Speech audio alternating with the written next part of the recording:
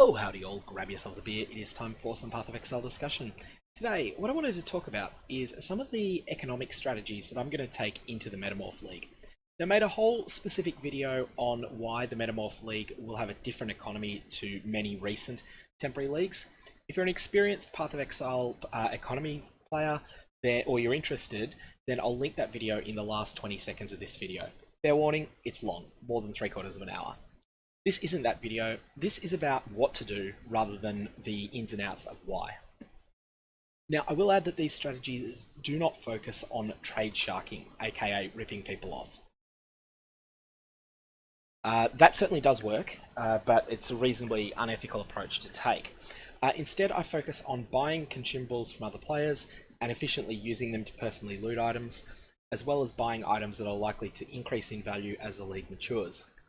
Additionally, these strategies focus on providing a genuine service to other players at a price that leaves the transaction a reasonable value proposition for them. This doesn't mean being cheap, but it means that they end up happy with the transaction that they've made. So that might mean, for instance, you charging someone an Exalted Orb to kill a boss for them that they're just unable to pass, and then whilst they are down an Exalt from that transaction, they then plan to make it back by then making faster progress towards higher tier maps. One key point. During the first hours of the league, a small minority of players will get lucky. There will be a player who gets the first Mirror of Kalandra that drops in the league. There'll be thousands of players who get one or even more than one Exalted Orb while in the Axe, and there'll be players who hit a Doctor card from a Diviner's Strongbox whilst they are sitting in Act 7. And whilst this happens, you can't plan to be one of these people. This variance is a big part of the game. You can, however, profit from their luck in certain circumstances. If their lucky drop is the only thing of value that they own, and you've got something that would really turbocharge their progress, they may very well be willing to trade it to you for items that are valuable early league, but that won't hold that value throughout the league.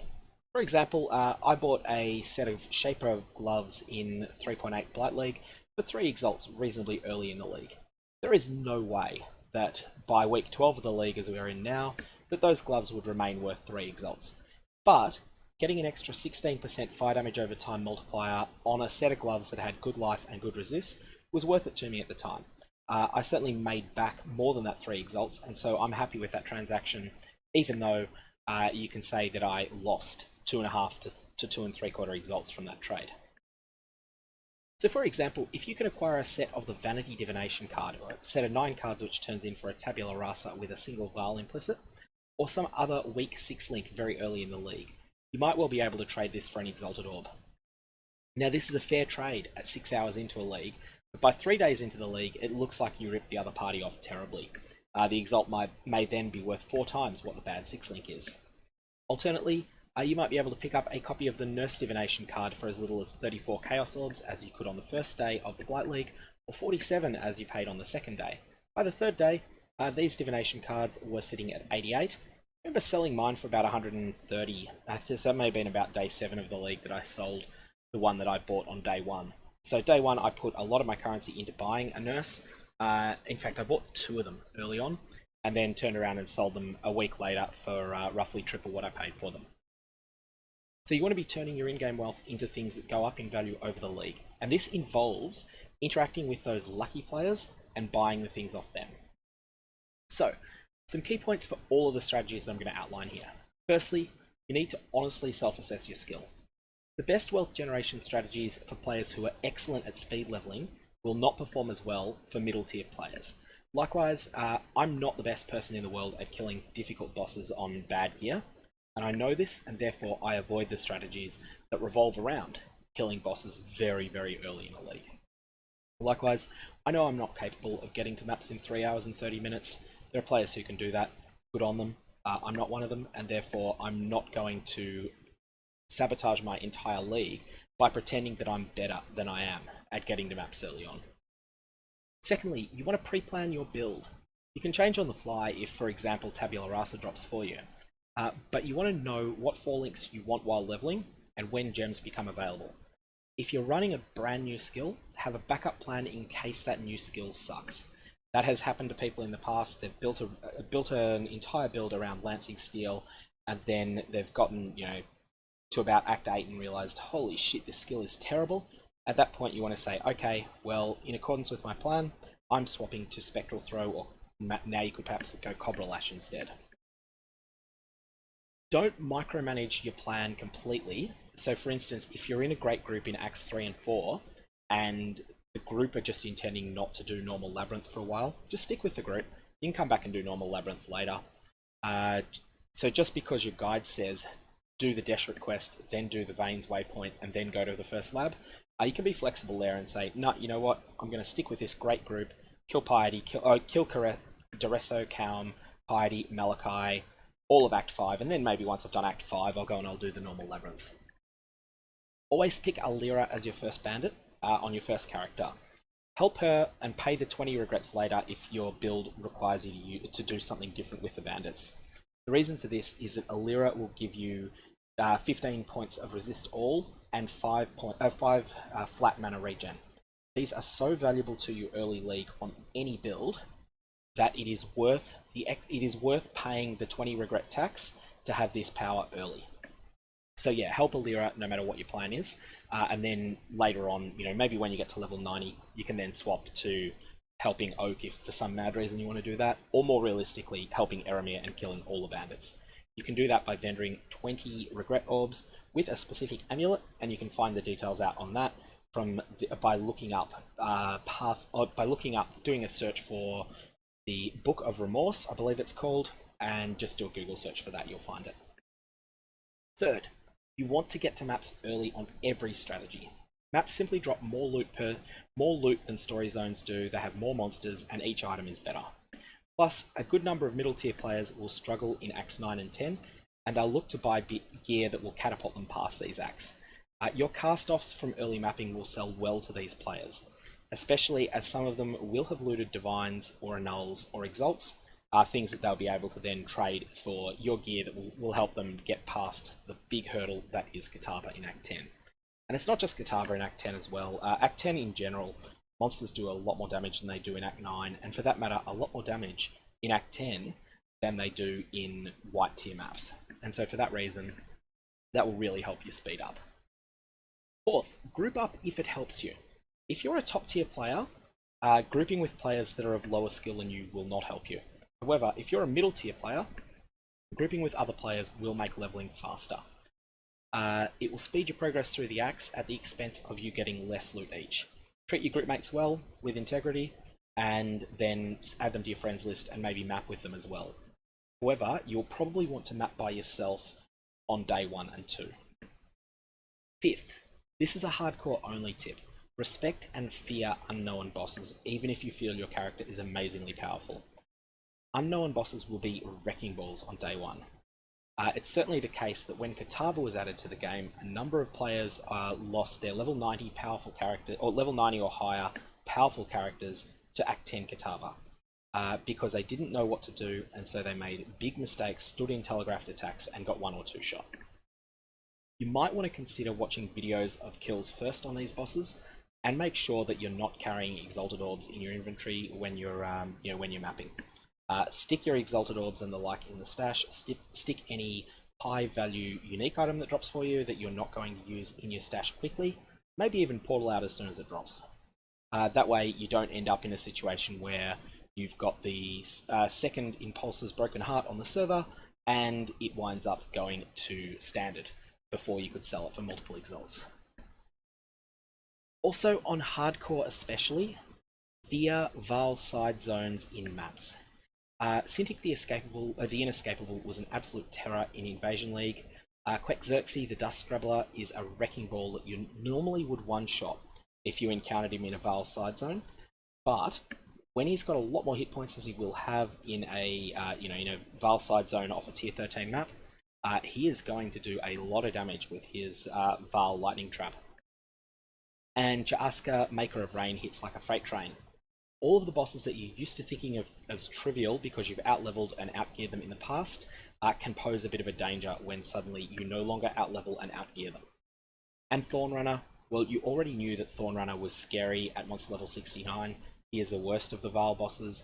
He is going to be an absolute terror if you encounter him in a tier 16 Vaal side zone. Sixth, turn off global chat, Reddit, Facebook, and YouTube. All these things will distract you. You might miss a toucan or two, but everything else in global chat will just be movie spoilers and other rubbish, so just close it. Blast music instead and pre-prepare your playlist now. Audiobooks are okay for mid-league farming, but I find them too relaxing for day one. I want things that are jumpier. Of course, your mileage may vary there. Seventh and final, prepare yourself in real life. What this means is you want to have drinks handy. You want to have a whole lot of water handy, at a couple of bottles, at a temperature that you find good when you're playing games. For me, this is colder than the fridge, but not frozen. Your mileage may vary. Have a small amount of caffeinated drinks, and save the beers for the end of the day. Early on, have food that's not going to make you hungry. Nothing sugary, nothing starchy unless it's low GI. And cold meats are good in my experience, but of course, your mileage may vary. Anyway, that's all the preparation out of the way, and all the things that are sort of apply to all of the different strategies I'm going to outline. Once you get to maps, there's a few ways you can go for currency generation. So this section of the video is going to look at how you actually generate the currency while you're playing.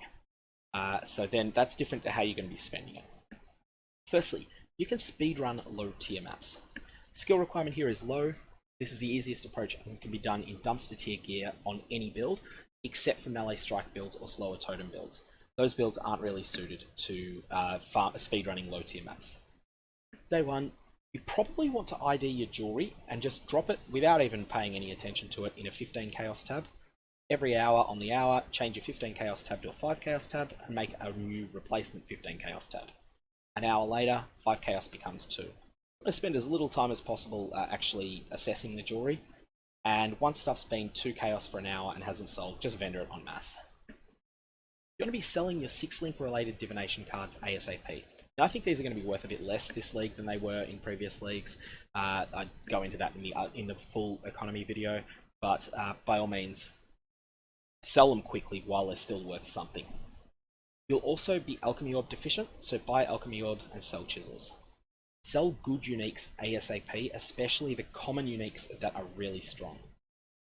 So something like Skaver is quite a good sword and will sell high on day one, despite it being a 1 elk item late in the league.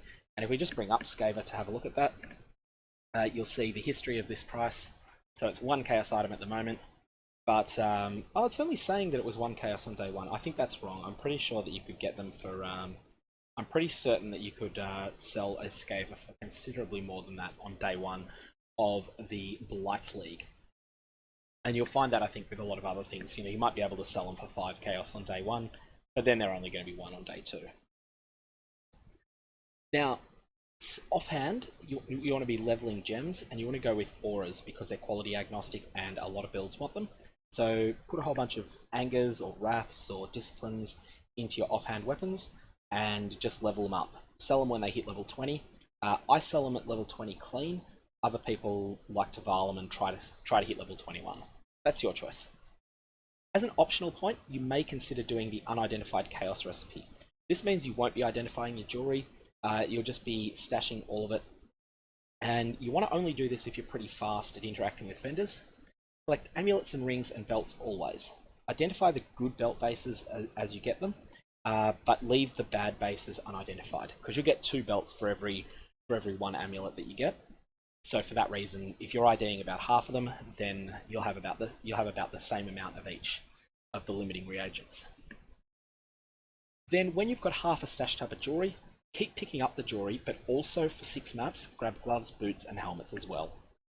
Then, once those 6 maps are done, repeat this process, but instead of grabbing gloves, helmets, and boots, grab torso items and 2-handed weapons for 6 maps. Then turn in as many sets of the chaos recipe as you can, and repeat. Personally, if I go the low tier map route, I will do 20 to 50 unidentified chaos recipes only ever in the whole league, because chaos orbs will crash in price over a day or 2. Then I stop and I change my loot filter so that crap is no longer on it. Anyways, that's the speedrunning low tier maps strategy. Your approach there is that you want to be running 30 to 50 maps an hour if possible. You may not be able to sustain that, but get as close to it as you can. Invest in increasing your character's movement speed as quickly as possible. Movement speed is actually more important than defenses, and more important than DPS as well. Second strategy, run mid to high tier maps as fast as you can. So push to them as quickly as you can and stay in them. Skill requirements a bit higher here. Medium, maybe even high to get past certain gatekeeper bosses. Monsters are going to live longer, so acquiring a 5-link is more important. But more of the jewelry that drops for you will sell, and you'll start to get Atlas bases as well. Things like opal rings, steel rings and the like, bases that will sell just for the base, so they would sell as a white item, especially on day one. Convoking ones, I think, will be a real jewel in the crown if you're doing this. Additionally, your excess maps will start to sell too, and this is a major draw to doing this strategy. If you go this route, you're going to want to prioritize getting your Atlas bonus increased and unlocking a couple of watchstones.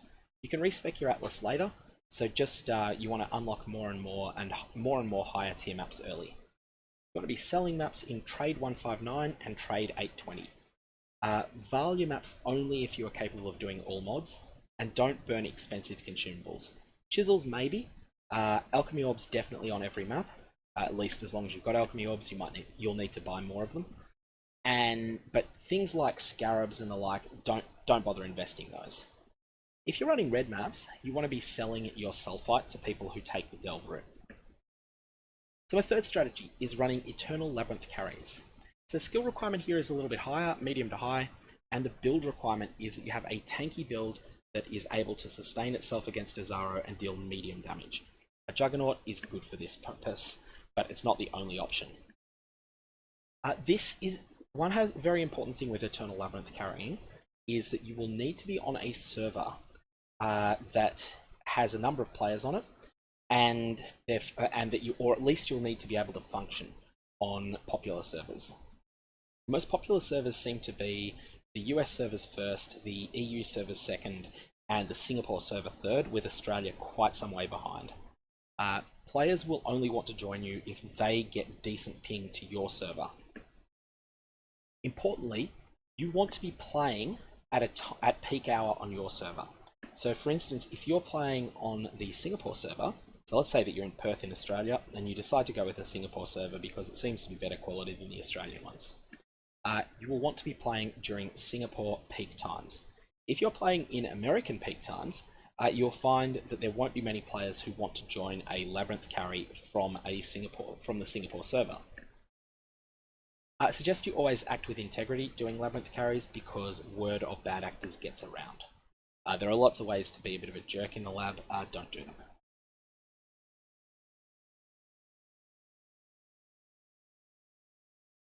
Oh, sorry about that, just had a massive coughing fit.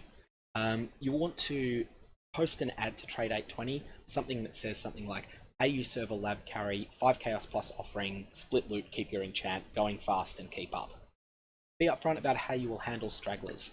Charge more if you're straggler friendly. You need to know the Azaro fight very, very, very well, and drop your prices over the league as needed. By day 3, you won't be able to charge very much for this service anymore. More and more players can just outpower Azaro themselves. From an enchants perspective, enchant influenced craftable helmets if possible, else enchant high item level craftable items. Don't enchant uniques early league. Roll over second best enchants and down for off meta skills, and keep all enchants that are for meta skills, even if they're not the right enchant. Sell premium enchants high, sell second rate ones cheap. For instance, if minions are still good next league, then prioritize buying item level 86 helmets when available, buy them in bulk, and then enchant those. The reason for that is that if you hit any minion enchant and minions are good, then you can very easily roll +3 to minion skill gems on it. Socketed minion skill gems, that is, and those will sell well. You will also pick up a good number of corrupted 6 links in the end chests of the Eternal Labyrinth. These will drop 6 links occasionally, and you want to sell them high. Finally, you'll also pick up gems. High quality gems, you may wish to consider GCPing them up to 20 quality if there's any demand for the gem at all. But be careful with support gems. The new supports may just eclipse them, and so you may end up finding that, say for instance, if you have a 16 quality fork support drop, you may just want to feed that into the 40 quality gem recipe instead, because otherwise throwing 4 GCPs on it will not make it as good as a level 1 Fork Plus support. Okay, fourth strategy is Conqueror boss carries. Skill requirement here is very high, and build requirements, I'm going to say, are a bit unknown. For an unknown boss, my suggestion is that you want fast and precise movement is very important to your build. Passive DPS is optimal, so you want things where you continue dealing damage whilst not actively attacking the boss.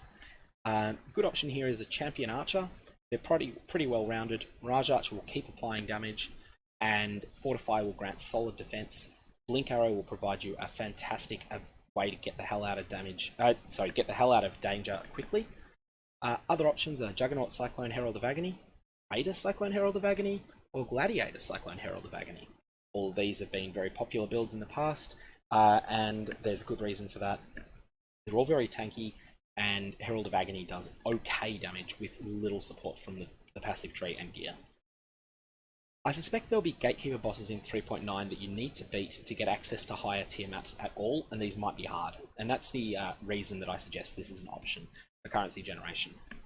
If you're able to kill those bosses, other players may well be willing to pay you a premium for doing so. Advertising Trade 820, charge like a wounded bull, operate with integrity on a basis of all loot belongs to the owner of the instance. That, I think, is the best way to do it. So, say for instance, you might say 50 chaos to kill a certain boss, but all of the loot belongs to the owner of the map. Monitor Trade 820 and negotiate with people who, for example, get a Zana Constrictor mission that they can't beat. Don't trade shark them, but don't shark yourself either. Charge them a fair amount and work out a fair deal for the loot that drops. Ask your clients to vouch for you in Trade 820 afterwards. This will help you build a bit of a name there. And again, a recipe for integrity means you can charge more. And when you've got no clients, spawn Conquerors yourself and farm them. I'm sure they'll have good loot. Fifth option I want to mention is premium base farming. Now, there's a major overhaul to Shaper and Elder bases in the new league. You'll see here, for instance, if we bring up the Shaper items that are item level 85, you'll see there's a whole lot of them, varying levels of demand. This is going to be one of the higher skill requirement options. Your build requirements, you're going to want to build that can do all map mods, that has high DPS, albeit with low defenses early on, and that has high damage application. So in other words, you can hit a large area of the screen. Spells and elemental hit are superior to attacks because they don't require as much gear to get going, and mines are probably superior to direct hits. Some popular options for builds are Icicle Mines, Pyroclast Mines, elemental hit bow mines, and maybe some sort of ballista skill. I'm going to push hard to tier 15 plus maps. You might need to purchase the services of a Conqueror boss carrier to get there. When in tier 15s, stack 1,000,001 loot multipliers on every map you run. Chisels, Vaals, Sextants, Scarabs, 8 mod maps, Prophecies, Zana mods, etc. Stack them all. Every loot multiplier you can get. When you get strong boxes, consider rolling them for of Ascendants. Now this is not the rarest of mods, but it's not the most common either, and it gives you an opportunity to get item level 86 bases, and in particular to get the extremely precious item level 86 Shaper and Elder bases, because you're going to be the sort of person that's going to be using Shaper Scarabs and Elder Scarabs in order to get more and more Shaper and Elder bases, which will still be in demand, even though there'll be 4 new influence types. So your key goal here is to loot Shaper and Elder bases and try to work out how Hunters, Adjudicators and the like bases drop as well, and farm them too. They may be boss drops, but I'm assuming Shaper and Elder ones will drop from trash. In red maps, especially upper red, also sell your Sulfite. Now not all of your maps will Vaal well. Run the maps that turn bad that you can beat without multipliers. So if you get, say for instance, you get a tier 14 map early in the league, you Vaal it and it becomes a tier 15 with only 4 mods on it, you may just want to run that, but do it at a time that you're not investing lots of loot multipliers into it. The ones you can't run at all, maybe because they turn into a Reflect or a 0 regen that you just can't beat, then sell those maps. Now you want to sell your excess maps, and you want to be using Cartographer Scarabs to get more of them. Atlas bonus is important here. You, more than anyone else, need to run unique maps in order to get your Atlas bonus up. Sixth strategy I want to outline is Delving. Skill requirement's pretty low here. Build requirement is that you want to be dealing instant damage and have a lot of application for it. So you want to be doing your damage immediately when you press your attack, so hit, not damage over time, and not Herald of Agony. Pathfinder is exceptional for move speed. Deadeye gives a balance of application and move speed. Raider has great move speed. Other classes can excel too. Prioritize damage over defensive layers, but you do need enough defensive layers to stay alive. Push hard to yellow or low red maps for the Sulphite multiplier, and push hard to get deeper in the mines. Do tier 6 and 11 maps as fast as possible, killing the bosses in order to replenish your master missions. And jump into Global 840 on day 1. I know I said don't use global chat, but this is an exception. But only once you're already in maps. Join rotations when necessary, then jump out of global until you need Sulphite again. You want to monitor trade 820 and post buying Sulphite, pay 5 chaos for yellow maps, 8 chaos for red for soul use. Now Delve awards enormous amounts of chaos orbs, alterations, regals, and that sort of tier of currency. You want to be selling your regal orbs fast. People like you will be the reason that they collapse in price over the league over the first couple of days. You'll be looting so many of them. They'll be 2.5 chaos orbs early, and they'll fall to as low as half a chaos orb by say day 14 of the league. You want to prioritize upping your Sulphite capacity ASAP, then work on darkness resist and flare radius and flare quantity, and don't go off the path early. You can do that when you've got 60% darkness resist and good radius. Your goal is to get to depth 171, which is tier 16 monster equivalent, with an atlas that supports tier 16 map drops as quickly as possible. You will then be bulk selling tier 16 maps to people that are doing premium base farming. Fossils probably hold value better than Chaos Orbs or even Exalted Orbs, but they may not be as good as Headhunter pieces in that regard. So I suggest you sell your fossils in bulk at a premium price for bulk and use that currency to buy nurses. Seventh strategy I want to suggest is a bit more speculative, and that is unique map carries. This has a medium skill requirement, and the build requirement varies a lot from maps. Generally, you want instant damage application and low effort corpse removal, but I don't think these are necessary. You want to be buying unique maps and then selling portals to them. You need to be able to carry the whole group. People will join just for the Atlas bonus. This is much more lucrative if you're strong enough to beat Hall of the Grandmasters, but Hall of the Grandmasters is a very difficult map and requires both a lot of player skill and a very powerful character to beat. You also need to run Hall of the Grandmasters in ways that you wouldn't play normally as well. So that's a very difficult map. I've only been able to beat it on 2 of my characters, although it's certainly possible to design a character solely to be a hard counter to the most dangerous monsters in there. Tell people do not leave the map if they die, and repeat this to them. Charge 30 to 40% of the map cost per portal, or considerably more for Hall of the Grandmasters. Now Vaal Temple, which is not a unique map, but a sort of a bit of a special one, it used to be the very best map for doing this, but I'm not sure how the normal maps will work in the new Atlas of Worlds. Side note, if Malkoon is cheap next league like it is now, don't carry it, don't carry others through it, just run it yourself because the currency drops there are very solid and they're probably better not to share it. You'll probably get more in currency drops by running it yourself than you will by selling portals. However, things like the Twilight Temple are very good here. The 8th strategy I want to outline is Divination card arbitrage, and this is the first one that is actually a trade strategy. Skill requirement is nil, and the bankroll requirement is something that is going to be a factor here. For some cards, you're going to need to have a certain amount of currency put aside. And the one that I want to point out here is, let's just jump to Divination cards. No, that's not what we're after. Divination cards. The one that I want to point out here as having the highest amount of bankroll required is Alluring Bounty. Alluring Bounty is a very simple card, 7 copies for a set of 10 Exalted Orbs. And great flavor text as well, a treasure worth killing for. Now, with these, what you're going to want to do is basically buy cards that are hard for people to complete a set of early. For example, a Saint's Treasure or Alluring Bounty. You want to be buying these cards for 1 to 3 chaos below what you might term a fair price. So 1 chaos for the low value cards like the Hoarder, and 3 chaos for the high value ones like the Saint's Treasure. Perhaps even higher on Alluring Bounty if you're able to afford that. Do the effort to turn them in and profit. Now normally Tabula Rasa sets are great here, I'm not so sure if they will be in this league. Monochrome is an excellent card to do this with as well. Exalt shards can also be considered divination cards. They're not technically divination cards, but they sort of function like one. Some of the cards you might want to consider. Higher tier map cards. The Price of Protection, the Landing, which is for a tier 15 beachhead. You want to sell these to players to run who have got an Atlas set up that can drop tier 16 maps. Twilight Moon, Boundless Realms, which is for just for a map. If you turn it in on level 80 and higher characters, you will get better maps. Lost Worlds, and the Scholar of the Seas. There are also some riskier divination card arbitrage options where it's a bit harder to sell a finished product. So these are not the currency cards. These are Zerfi's Heart's divination card.